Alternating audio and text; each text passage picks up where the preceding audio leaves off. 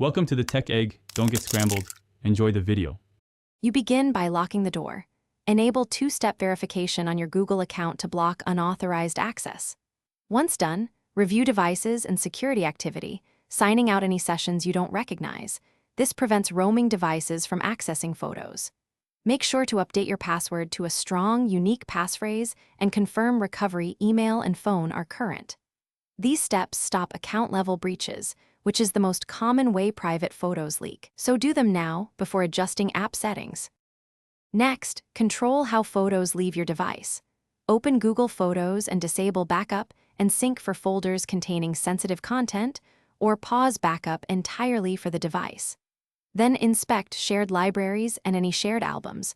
Remove people who no longer need access and turn off link sharing for albums.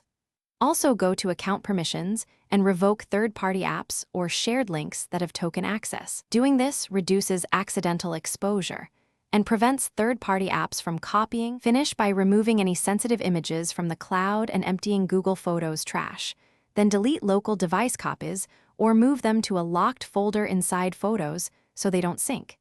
Make sure your phone's storage encryption and screen lock are active to keep the locked folder effective.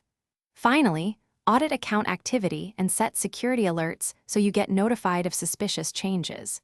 If something goes wrong, immediately revoke app access and change your password, then rerun the device and sharing audits. Thanks for watching. Consider subscribing if I helped unscramble your problems.